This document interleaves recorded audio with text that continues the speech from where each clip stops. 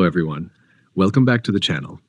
अगर आप NORCET 10 exam की प्रिपरेशन कर रहे हो तो मैं आपसे एक सिंपल सा सवाल पूछना चाहता हूँ। आप सिर्फ एग्जाम देने जा रहे हो या सिलेक्शन लेने जा रहे हो? क्योंकि इन दोनों चीज़ों के बीच का डिफरेंस होता है प्लानिंग, अंडरस्टैंडिंग और एग्जीक्यूशन का। नॉरसेट 10 एक ऐसा एग्जाम है जहां सिलेबस से ज़्यादा इम्पोर्टेंट होता है एग्जाम टेम्परमेंट। मतलब आप प्रेशर में कैसे सोचते हो, कैसे ऑप्शंस एलिमिनेट करते हो और कैसे नेगेटिव मार्किंग से खुद को बचाते हो। आज के वीडियो में हम इन सब चीज़ों को डिटेल में समझेंगे ताकि जब आप एग्जाम हॉल में बैठो तो आपको लगे हाँ, ये सिचुएशन मैं पहले ही प्रैक्टिस कर चुका हूँ। नॉरसेट के क्वेश्चंस अक्सर ऐसे होते हैं जहां आपसे डायरेक्ट डेफिनेशन नहीं पूछी जाती, बल्कि ये पूछा जाता है कि अगर रियल हॉस्पिटल सेटिंग में ये सिचुएशन आए तो आप क्या करोगे। इस एग्जाम को क्रैक करने का मतलब होता है आप थ्योरी जानते हो, आप उस थ्योरी को सिचुएशन में अप्लाई कर सकते हो और आप प्रेशर में भी सही डिसीजन ले सकते हो।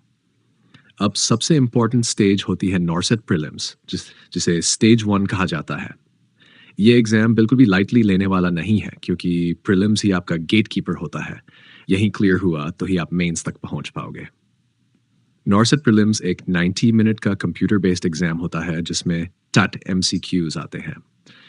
पेपर को 5 सेक्शंस में डिवाइड किया गया होता है। हर सेक्शन में 20 क्वेश्चंस और सिर्फ 3 मिनट्स मिलते हैं। जैसे ही टाइम खत्म होता है, सेक्शन ऑटोमेटिकली लॉक हो जाता है।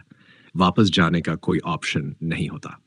इस एग्जाम में जनरल एप्टीट्यूड और नर्सिंग सब्जेक्ट्स कवर होते हैं।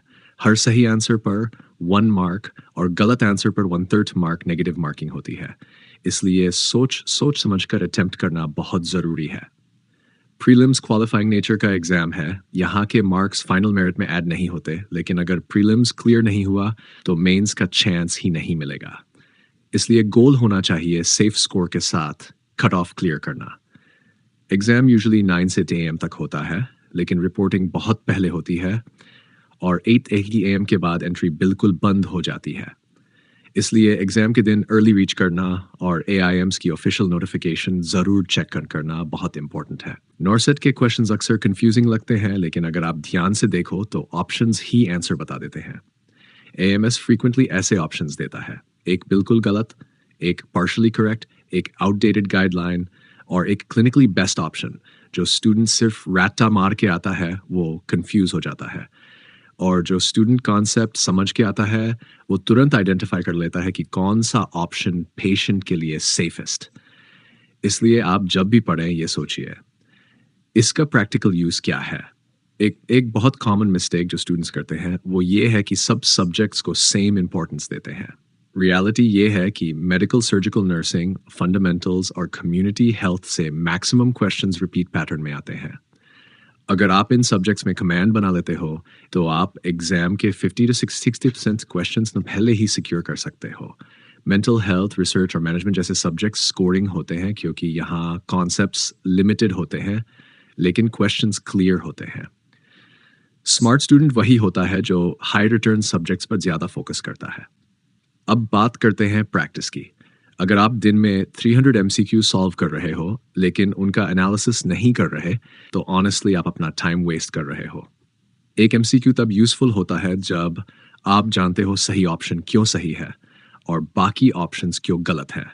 इसी प्रोसेस से आप एलिमिनेशन टेक्निक डेवलप करते हो जो एग्जाम में लाइफ सेवर होती है। और याद रखिए, आपकी गलतियां ही आपकी सबसे बड़ी टीचर होती है। नेगेटिव मार्किंग को डर के तौर पर मत देखिए, बल्कि इसे एक फिल्टर समझिए। यह सिस्टम इसलिए होता है ताकि सिर्फ सीरियस और प्रिपेयर्ड कैंडिडेट्स ही आगे जा सके।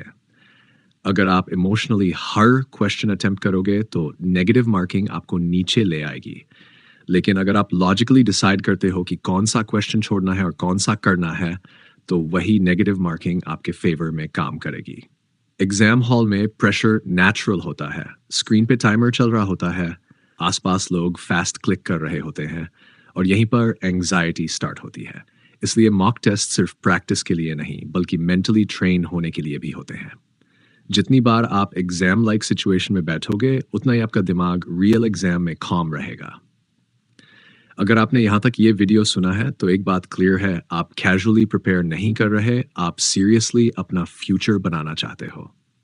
नॉरसेट डेन एक एग्ज़ाम है, लेकिन उसके बाद जो यूनिफॉर्म, जो रिस्पॉन्सिबिलिटी और जो रिस्पेक्ट मिलता है वो लाइफ टाइम का होता है। इसलिए प्रिपरेशन को बोझ नहीं, इन्वेस्टमेंट समझिए। अगर वीडियो यूजफुल लगा हो, लाइक करिए, सब्सक्राइब करिए और कमेंट्स में लिखिए I will crack NORCET 10। All the very best future nursing officers. आपका सिलेक्शन सिर्फ पॉसिबल नहीं, अचीवेबल है।